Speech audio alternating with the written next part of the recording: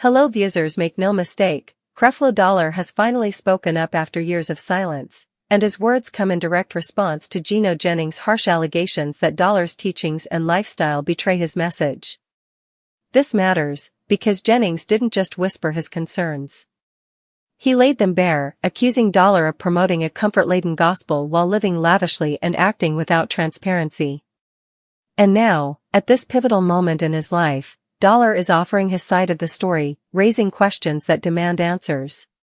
The stakes are high, massive followings, reputations on the line, ministries under scrutiny. In a realm where faith means everything and trust is everything, this confrontation has both spiritual and very real-world consequences. In the next few minutes I'll walk you through what Jennings accused, how Dollar responded, what it all means for believers, and the moment you'll want to hear for yourself. So keep watching, because the reveal is coming, and it isn't what many expected. Here's the setup.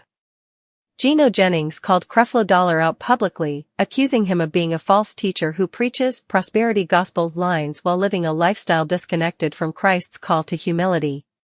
You might recall Dollar being criticized for his luxury homes, private jet, and Rolls-Royces. Wikipedia. YouTube. Jennings argued that Dollar's message encouraged materialism, undermining the suffering servant model of the gospel.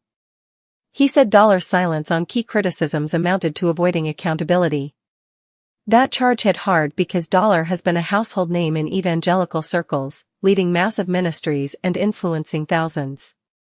Some would say the criticism was inevitable, others say it was overdue. There's a powerful twist. Dollar is 63 years old. In most ministries, many earlier critics would expect a man of his stature to already have addressed such charges. Instead, he stayed silent, for a long time. That delay made his response all the more meaningful. Some people wondered whether the silence meant admission. Others thought it meant wisdom in waiting. Either way, when a leader of his magnitude finally breaks his silence, the ripple effect is significant.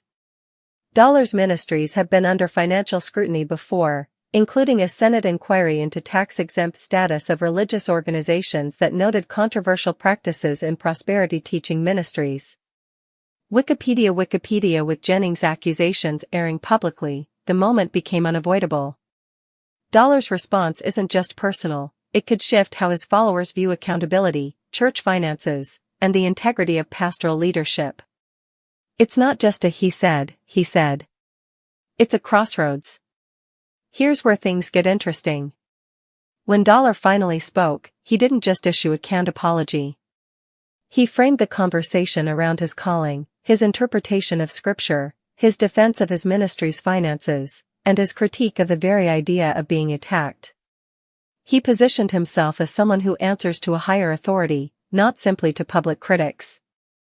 He emphasized that his message was not about getting rich, but about using God's blessings responsibly, and that his lifestyle, while visible, was part of a broader testimony.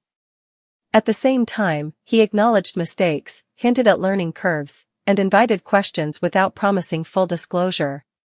One compelling quote, paraphrased, "I live what I preach, but I'm learning every day." That kind of statement shifts the narrative from wall of secrecy to ongoing journey. It challenges us: do we expect perfection from leaders? Or do we expect transparency, growth, accountability? This is where the underlying controversy gets real. The prosperity gospel, teaching that obedience and faith lead to material blessings, has always been polarizing. Dollar has long been associated with that movement. According to his public bio, his ministry has included multi-million-dollar church facilities, private jets, and luxury homes. Wikipedia. For critics like Jennings, this represents a fundamental contradiction. How can one preach selfless service while enjoying extravagant privileges? For supporters, this represents divine blessing and a platform for ministry. Dollar's response implicitly asked, is it wrong to enjoy God's blessings if you steward them well, and if your heart remains aligned with Christ? That tension, between earthly comfort and spiritual call, lies at the heart of this debate. And watching Dollar address it offers insight not just into his ministry, but into the broader challenges facing high-profile church leaders. Let's take a look at the consequences. For followers of Dollar, his response may reaffirm trust, clarify doubts, and invite deeper conversations about wealth and service. For critics, his delay in speaking up may raise new questions. Why wait? What wasn't shared earlier? For the church at large, and especially large ministries, the episode spotlights the need for transparency about finances, doctrine, and leadership behavior. The fact that a 63-year-old leader felt compelled to finally speak says something about the shifting expectations in modern Christian ministry. Accountability is no longer optional, and public critique is now part of the space. It also means that theology isn't just about Sunday preaching, it's about what a leader does Monday through Saturday. For you watching, whether you're a follower, skeptic, or somewhere in between, this is a lens. It asks, how much do we question? How much do we trust?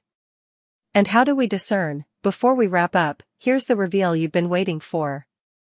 Dollar, after being challenged by Jennings, made an unexpected move. He invited dialogue, but not just with the public. He pointed to his critics and said, let's look at the numbers, let's look at the mission, let's look at the fruit. That's unusual. Most responses stay vague or defensive. Dollar opened a door. His tone shifted from defending himself to explaining a vision. That moment felt like a pivot, the thread where the tension might turn into reconciliation or renewed reckoning. Don't skip that part of his statement, it may shape what happens next more than any headline. So here's what we're left with. Creflo Dollar at 63 has said his piece. Gino Jennings' allegations remain a loud echo in the background. Leaders are watching. Churches are watching.